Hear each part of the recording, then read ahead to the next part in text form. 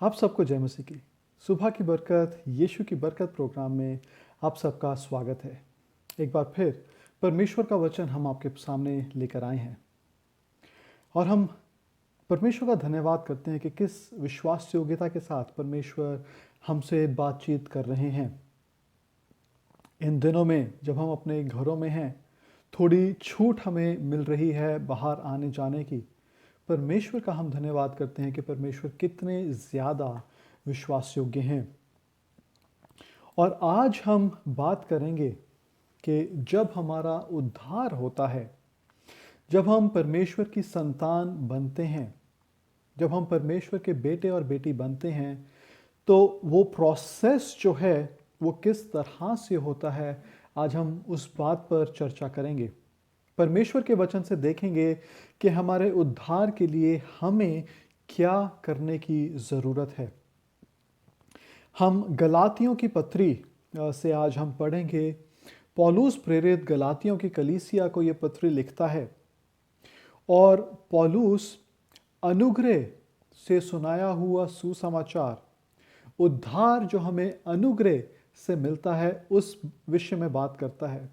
और पौलुस उन गलातिया की कलीसिया के लोगों को ये बताना चाहता है, कलीसिया को ये बताना चाहता है कि हमारा जो उद्धार हुआ है वो व्यवस्था को पालन करने से नहीं हुआ।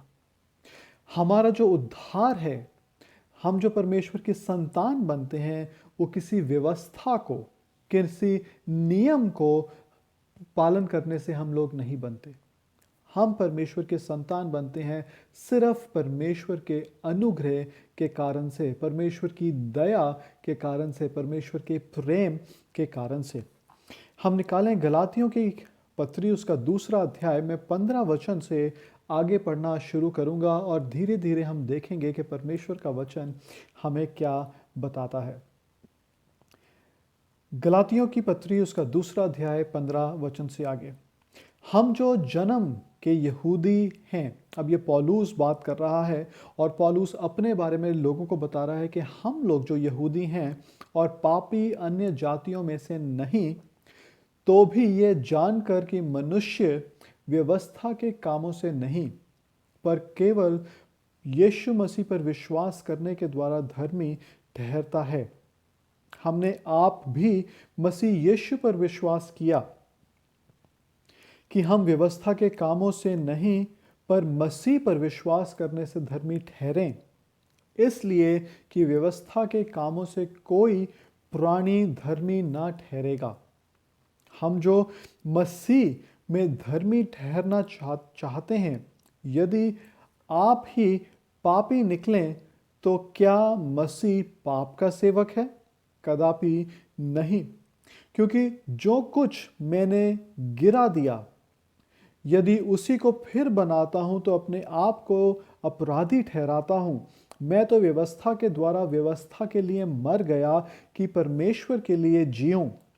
मैं मसीह के साथ क्रूस पर चढ़ाया गया हूं और अब मैं जीवित ना रहा पर मसीह मुझ में जीवित है। और मैं शरीर में अब जो जीवित हूं तो केवल उस विश्वास से जीवित हूं जो परमेश्वर के पुत्र पर है, जिसने मुझसे प्रेम किया और मेरे लिए अपने आप को दे दिया। मैं परमेश्वर के अनुग्रह को व्यर्थ नहीं ठहराता, क्योंकि यदि व्यवस्था के द्वारा धार्मिकता होती तो मसीह का मरना व्यर्थ था। तो यहां पर 15 वचन से आगे पौलुस क्या कह रहा है? पौलुस कह रहा है कि हम इस बात को बहुत अच्छी तरह जानते हैं कि परमेश्वर की जो सिद्ध धार्मिकता थी, वो किसी तरह से हम व्यवस्था को पालन, कुछ नियमों को पालन करने से हम उस उद्धार को, परमेश्वर की उस सिद्ध धार्मिकता को प्राप्त नहीं कर सकते। और कहने का मतलब ये है कि अगर मैं ये सोचूं कि मैं ज़्यादा बाइबल पढ़ के, ज़्यादा प्रार्थना करके, ज़्यादा फास्टिंग करके, ज़्यादा सेवकाई करके, ज़्यादा लोगों को सुसमाचार बताकर, सुनाकर मैं धर्मी बन सकता हूं, तो पौलुस कहता है कि हम किसी भी नियम का पालन करने के द्वारा हम परमेश्वर की उस सिद्ध धार्मिकता को प्राप्त नहीं कर सकते। परंतु यीशु के विश्वास के द्वारा जो धार्मिकता हमें मिलती है, वो यीशु मसीह के विश्वास के द्वारा मिलती है, वो हमारे विश्वास के द्वारा नहीं मिलती। यीशु मसीह का विश्वास, यीशु मसीह का हम पर विश्वास, यीशु मसीह का उस बलिदान पर विश्वास जो यीशु मसीह ने चढ़ाया, उस बलिदान से, उस यीशु मसीह के ऊपर विश्वास करने से हमें वो धार्मिकता मिलती है। आगे लिखा है कि उसकी धार्मिकता हमारी नहीं, हमें बचाती है। उसकी विश्वास योग्यता हमें बचाती है। यीशु मसीह की विश्वास योग्यता हमें बचाती है। अगर हम एक इसको उदाहरण के रूप में डालना चाहें, और कृपया इस बात पर ध्यान दें कि ये जो बातचीत अभी मैं बताने जा रहा हूँ ये नहीं हुई थी, लेकिन सिर्फ इस बात को समझने के लिए कि यीशु मसीह हमसे कितना प्रेम करते हैं, ये उदाहरण के रूप में मैं आपको बताना चाहता हूँ। उदाहरण के लिए यीशु मसीह कहते हैं पिता से, पिता की और यीशु मसीह की बात हो रही है, और यीशु मसीह पिता से कहते हैं कि मैं संसार के लिए अपना प्राण दूंगा, अपने आप को बलिदान करूंगा, ताकि उनका हमारे साथ, पिता के साथ, यीशु मसीह के साथ, पवित्र आत्मा के साथ मेल मिलाप हो जाए। और फिर पिता कहते हैं कि क्या तुम ऐसा सच में करोगे, या क्या तुम इस बात के लिए निश्चित हो, क्योंकि जिन लोगों के लिए तुम अपना बलिदान देना चाहते हो, अपना प्राण देना चाहते हो, वो विश्वास योग्य नहीं होंगे। वो पूरी तरह से इस बलिदान को नहीं समझेंगे, वो पूरी तरह से इस बलिदान की महत्वपूर्णता को नहीं समझेंगे। लेकिन फिर यीशु मसीह कहते हैं कि नहीं, मैं वो बलिदान करूंगा, मैं इन लोगों के लिए, मैं इस संसार के लिए अपने आप को बलिदान करूंगा। और फिर यीशु मसीह परमेश्वर कहते हैं कि ठीक है, तुम करो। यीशु मसीह की विश्वास योग्यता हमें उद्धार देती है, हमें बचाती है। एक मिनट के लिए अगर आप मान लें कि अगर यीशु मसीह को मालूम होता, और यीशु मसीह को तो मालूम था, और अगर यीशु मसीह ये कहते कि क्योंकि ये लोग विश्वास योग्य नहीं होंगे, क्योंकि ये लोग मुझे धोखा देंगे, क्योंकि ये लोग 100% मेरे साथ नहीं चलेंगे, तो मैं इन लोगों के लिए बलिदान नहीं दूंगा, तो क्या आपका और मेरा उद्धार हो पाता? प्रिय, कभी भी नहीं। हमारा कभी भी उद्धार ना हो पाता अगर यीशु मसीह ऐसा सोच के अपने आप को रोक देते। इसीलिए वचन कहता है कि उसकी विश्वास योग्यता हमारी नहीं, हमें बचाती है। यीशु मसीह अंत तक विश्वास योग्य रहे। यीशु मसीह को यह मालूम था कि अब वो समय आने वाला है जब पिता के साथ मेरा संबंध जो है वो टूट जाएगा, और कुछ समय के लिए वो टूटा रहेगा, और मैं जो ईश्वर हूं, मैं जो परमेश्वर हूं, कुछ समय के लिए मैं ऐसे पाप से भर जाऊंगा कि परमेश्वर पिता के साथ मेरा वो संबंध टूट जाएगा। लेकिन फिर भी मेरे प्रियो, यीशु मसीह वो करते हैं। यीशु मसीह विश्वास योग्य रहते हैं। यीशु मसीह उस क्रूस तक पहुंचने के लिए, उस क्रूस तक यीशु मसीह विश्वास योग्य रहते हैं। और इसीलिए परमेश्वर का वचन कहता है कि उसकी विश्वास योग्यता हमारी नहीं, हमें बचाती है, क्योंकि हम परमेश्वर की उस सिद्ध धार्मिकता को प्राप्त करते हैं। अब हम किसी तरह से भी परमेश्वर के नियम का अनुसरण करके हम उस धार्मिकता को नहीं प्राप्त कर सकते। 17 वचन से आगे लिखा है कि वे जो अपने पाप से बचना चाहता है और इस बात को समझता है कि हम यीशु मसीह में हैं और यीशु मसीह बलिदान होता है, यीशु मसीह ने अपना बलिदान किया, तो क्या हम, इंग्लिश के बाइबल में लिखा है, does that mean our Messiah promotes our sins if we still acknowledge that we are sinners? तो क्योंकि हम पापी हैं और हम इस बात को मानते हैं कि यीशु मसीह हमारे पापों के लिए मारे गए, तो क्या हम इस बात पर विश्वास करते हैं, क्या उसका अर्थ ये है कि यीशु मसीह चाहते हैं कि हम पाप करते जाएं? और बाइबल कहती है कदापि नहीं, ऐसा बिल्कुल नहीं है। लेकिन हमारे लिए ज़रूरी क्या है? हमारे लिए ज़रूरी ये है कि हम इस बात को समझें, पहचानें। और आगे 19 वचन में लिखा है, परंतु मसीह मुझ में जीवित है। क्या यीशु मसीह हम में जीवित हैं? क्या यीशु मसीह का चरित्र हम जी रहे हैं? जिस तरह से मैं जीवन व्यतीत कर रहा हूं, जो मैं बातें करता हूं, जो मैं बातें सोचता हूं, जो मैं चीजें देखता हूं, जो मैं सुनता हूं, जैसा मेरा व्यवहार है, जैसी मेरी संगति है, क्या उससे प्रकट होता है कि यीशु मसीह मुझ में जीवित हैं? 19 वचन में लिखा है, परंतु क्योंकि मसीह तुम में जीवित है, तुम व्यवस्था के लिए मर गए हो, ताकि परमेश्वर तुम्हारे द्वारा जी सके। तो क्या परमेश्वर, क्या यीशु मसीह हमारे जीवनों से जी रहे हैं या हम अपने जीवनों से जी रहे हैं? क्या हमारी बातचीत, क्या हमारा सोचना, क्या हमारा इंटरनेट पर देखना, टीवी पर देखना, मैगजीन्स में देखना, क्या इस बात को दिखाता है कि मसीह हम में जी रहा है? क्या परमेश्वर हम में जी रहा है? क्या हमारे व्यवहार से, किस तरह से हम प्रतिक्रिया करते हैं, उस बात से मालूम चलता है कि मसीह मुझ में जीवित है। आगे 20 वचन में लिखा है कि मेरा पुराना मनुष्यत्व, जो मेरी पुरानी पहचान थी, वो मसीह के साथ उस क्रूस पर बलिदान की गई है।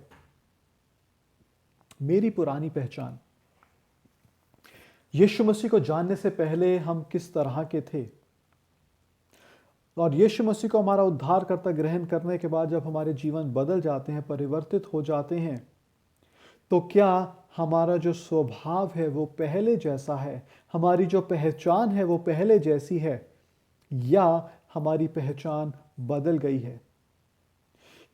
क्या हमने खुद बोला या कुछ लोगों को ऐसा बोलते हुए सुना कि यदि मैं अपने आपे में आ जाऊं तो फिर देखना कि मैं क्या करता हूं? लेकिन बाइबल कहती है कि मेरा जो अपना आपा है, जो मेरा पुराना मनुष्यत्व है, जो मेरी पुरानी पहचान है, वो सब कुछ यीशु मसीह के साथ क्रूस पर बलिदान हो गई है। तो इसका अर्थ क्या है? इसका अर्थ ये है कि अब मैं नहीं जी रहा, लेकिन यीशु मसीह मुझ में से होकर जी रहे हैं। हर एक बात में, मेरी संगतियों में, मेरी बातचीत में, मेरे सुनने में, मैं क्या सुनता हूं, कैसी मेरी संगति में रुचि है, उस हर एक चीज में मसीह मुझ में से जीना चाहिए। आगे लिखा है, क्योंकि उस क्रूस पर जो वो कीलें थी, उसमें मैं मसीह के साथ चढ़ाया गया हूं, उस क्रूस पर चढ़ाया गया हूं। वो कीलें जो हैं वो वो मसीह ने मेरे लिए सह ली हैं, और मैं मसीह के साथ बलिदान हुआ हूं। अब इसका अर्थ क्या है? इसका अर्थ ये है कि मैं जब यीशु मसीह को अपना उद्धारकर्ता ग्रहण करता हूं, तो इस बात को वो दिखाता है कि मैंने अपने आप को यीशु मसीह के साथ उस क्रूस पर बलिदान कर दिया, लेकिन मुझे किसी तरह की पीड़ा का, दर्द का अनुभव नहीं करना पड़ा। वो सारा दर्द, वो सारी पीड़ा यीशु मसीह ने खुद अपने ऊपर ले ली, और मुझे किसी तरह का भी वो जो दर्द था वो महसूस नहीं करना पड़ा। लेकिन जब मैं यीशु मसीह को अपना उद्धारकर्ता ग्रहण करता हूं, तो मैं पापों से तो आज़ाद हो जाता हूं। वो उद्धार मुझे मिल जाता है। यीशु मसीह ने मेरे पापों के लिए, मेरी बीमारियों के लिए, मुझे उद्धार देने के लिए अपने आप को क्रूस पर बलिदान कर दिया। और अब मैं एक नई सृष्टि हूं, पुरानी बातें सब जाती रही, देखो मैं नया हो गया हूँ, सब कुछ मुझ में नया हो गया है। अब मेरी बातचीत नई हो गई है, अब मेरा सोच विचार नया हो गया है, अब मेरा बोलना नया हो गया है, अब मेरा सुनना नया हो गया है। अब मेरे नए प्रकार के दोस्त हैं जो यीशु मसीह के पीछे चलने वाले हैं। अब जब मैं लोगों की संगति में बैठता हूं तो उस संगति में बैठकर मेरी बातचीत, मेरा सोच विचार, मेरी चीज़ों को सुनना, मेरी चीज़ों का प्रतिक्रिया करना, वो सब कुछ नया हो गया है। अब मैं ये बातें नहीं करता कि यदि मैं अपने आपे में आ जाऊं तो फिर देखना क्या होगा, और यदि मैं अपने आपे में आऊं तो वो इस तरह का होना चाहिए कि मेरे उस आपे में आने का अर्थ यह है कि अब प्यार दिखना चाहिए, प्रेम दिखना चाहिए, यीशु मसीह का प्रेम दिखना चाहिए, यीशु मसीह की बातचीत दिखनी चाहिए, क्योंकि अब वो ही मेरी नई पहचान है, वो ही मेरी नई आइडेंटिटी है कि यीशु मसीह मुझ में जी रहे हैं। और आगे 20 वचन में आगे लिखा है कि अब इस नई जिंदगी जो मुझे मिली है वो मुझे यीशु मसीह में मिली है, और यीशु मसीह मुझ में होकर जी रहे हैं। जब मैं यीशु मसीह को मेरा उद्धारकर्ता ग्रहण करता हूं, एक नए जीवन की शुरुआत करता हूं, तो उस समय से यीशु मसीह मुझ में दिखने चाहिए, मेरे द्वारा दिखने चाहिए, मेरी बातचीत में दिखने चाहिए, मेरी हर प्रतिक्रिया में दिखने चाहिए। मैं अपनी पत्नी से कैसे बात करता हूं, मैं अपने पति से कैसे बात करता हूं, यीशु मसीह उसमें दिखने चाहिए। मैं अपने माँ बाप से कैसे बात करता हूं, यीशु मसीह उसमें दिखने चाहिए। मैं अपने बच्चों से कैसे बात करता हूं, यीशु मसीह उसमें दिखने चाहिए। मैं अपने दोस्तों से कैसे बात करता हूं, यीशु मसीह उसमें दिखने चाहिए। मैं अपने टीचर्स के बारे में क्या बात करता हूं, यीशु मसीह उसमें दिखने चाहिए। मैं अपने दोस्तों के साथ गलत संगति में जाता हूं या नहीं जाता, यीशु मसीह उसमें दिखने चाहिए। यही है पौलुस जो हमें बता रहा है कि अब मैं नहीं, लेकिन इस नई जिंदगी में मसीह मुझ में दिखना चाहिए, क्योंकि मैं और मसीह अब एक हैं।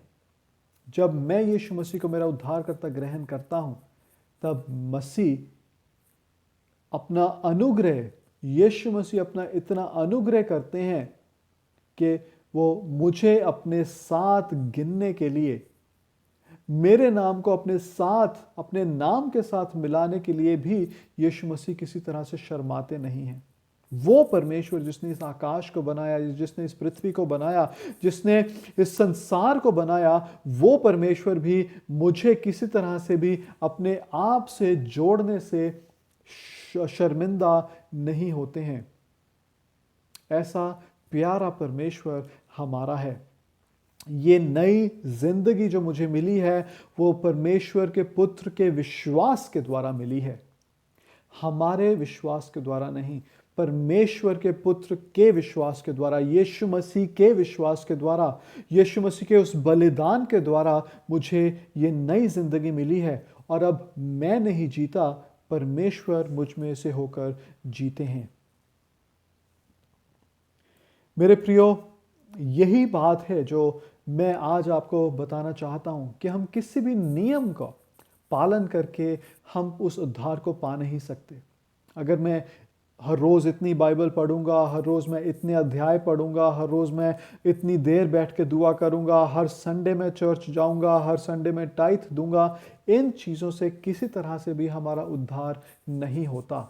हमारा उद्धार सिर्फ इस बात से है, इस बात पर विश्वास करने से है कि यीशु मसीह के उस विश्वास योग्यता के द्वारा जो यीशु मसीह ने उस क्रूस तक पहुंचने तक दी, यीशु मसीह उस क्रूस तक पहुंचने तक विश्वास योग्य रहे, उस बात के द्वारा मेरा उद्धार होता है। मुझे सिर्फ ये विश्वास करने की ज़रूरत है, ये मानने की ज़रूरत है कि यीशु मसीह जो कि परमेश्वर थे वो इस पृथ्वी पर आ गए, उन्होंने मेरे लिए, आपके लिए अपने प्राण को दे दिया, खुद बलिदान हो गए, दफनाए गए, तीसरे दिन मुर्दों में से जी उठे, और उस पुनरुत्थान के द्वारा मेरा और आपका बलिदान है। अगर यीशु मसीह का पुनरुत्थान ना हुआ होता तो फिर यीशु मसीह भी बाकी गुरुओं की तरह बाकी देवताओं की तरह यीशु मसीह भी मरे रह जाते, लेकिन यीशु मसीह के उस पुनरुत्थान के द्वारा आपका और मेरा उद्धार हुआ है। और इसी बात को मुझे और आपको जानने की ज़रूरत है। अब जब हम ये बोलते हैं कि मसीह मुझ में से होकर जी रहे हैं, यीशु मसीह मुझ में से होकर जी रहे हैं, यीशु मसीह मुझ में से जीवित हैं, तो एक और उदाहरण मैं आपको पुराने नियम से देना चाहूँगा। जब इज़राइली मिस्र देश से बाहर लाए गए थे, तो बाइबल कहती है कि एक बादल उनकी अगुवाई करता था दिन में, और एक आग का खंबा रात में उनकी अगुवाई करता था। जब बादल चलता था तो इज़राइली चलते थे, जब बादल रुक जाता था तो इज़राइली रुक जाते थे। रात को जब वो आग का खंबा चलना शुरू करता था तो इज़राइलियों के लिए ज़रूरी था कि वो चलना शुरू करें। जिस दिशा में वो खंबा जाता था, वो बादल जाता था, उसी दिशा में उन इज़राइलियों को जाना ज़रूरी था। और ये खंबा और आग का खंबा और वो बादल पुराने नियम में यीशु मसीह को दर्शाते हैं, जो कि नए नियम में हमारी अगुवाई करते हैं। जी हाँ मेरे प्रियो, हमारे जीवनों का फैसला कौन लेता है? मैं किधर जाऊंगा, मैं किससे मिलूंगा, मैं क्या करूंगा? क्या वो सारे जो निर्णय हैं, फैसले हैं, वो मैं ही लेता हूं, या मैं परमेश्वर की, यीशु मसीह की, पवित्र आत्मा की उस अगुवाई में चलने के लिए तैयार हूं? मुझे परमेश्वर का आत्मा कहता है कि चलो और मैं चलता हूं। मुझे परमेश्वर का आत्मा कहता है कि रुक जाओ और मैं रुक जाता हूं। मुझे परमेश्वर का आत्मा कहता है कि इस दिशा में जाओ और उस दिशा में चलना शुरू कर देता हूं। क्या मैं ऐसा कर रहा हूं? क्या मैं यीशु मसीह की अगुवाई में चल रहा हूं? क्या मैं पवित्र आत्मा की अगुवाई में चल रहा हूं? मेरे प्रियो, हमें इस सवाल का अपने आप स्वयं जवाब देना है।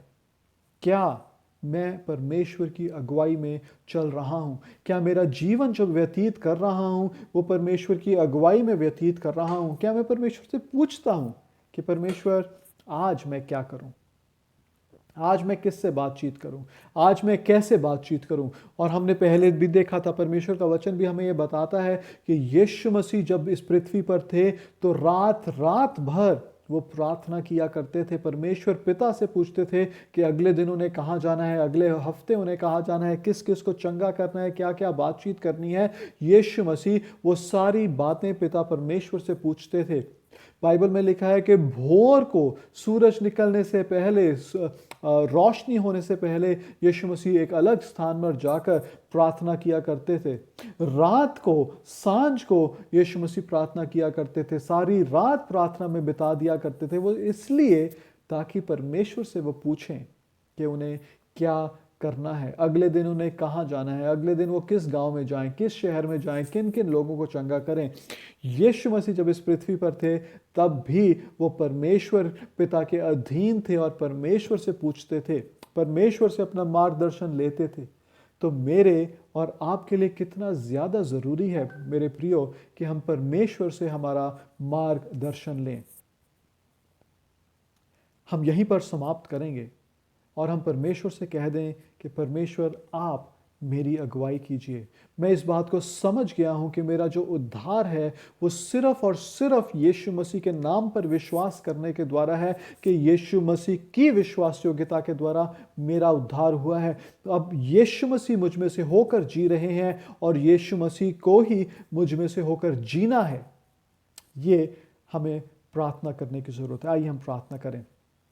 पिता परमेश्वर, हम इस बात को एहसास करते हैं, मानते हैं, आपके वचन से एक बार फिर हम समझ गए हैं कि यीशु मसीह की विश्वास योग्यता के द्वारा, यीशु मसीह के उस क्रूस पर बलिदान के द्वारा, जब हम यीशु मसीह को उद्धार करता हमारा ग्रहण करते हैं तो हम भी यीशु मसीह के साथ उस क्रूस पर चढ़ाए गए हैं। और अब मैं नहीं जी रहा, लेकिन यीशु मसीह मुझ में से होकर जी रहे हैं। परमेश्वर, मैं आपसे प्रार्थना करता हूँ कि आप मेरी सहायता मदद कीजिए कि मेरा पुराना मनुष्यत्व जो है वो समाप्त हो जाए और मेरा नया मनुष्यत्व यीशु मसीह मुझ में से होकर जिए। मुझे कहाँ जाना है, क्या करना है, किससे बातचीत करनी है, अपनी पत्नी से कैसे बात करनी है, अपने पति से कैसे बात करनी है, अपने माँ बाप से कैसे बात करनी है, अपने बच्चों से कैसे बात करनी है। आप ही मेरी अगुवाई कीजिए और आप यीशु मसीह, आप मुझ में से होकर आप जिए, ये मैं प्रार्थना करता हूँ। यीशु मसीह के नाम में हम मांगते हैं, आमीन। परमेश्वर आपको बहुत बहुत आशीष दे। सबको जय मसीह की।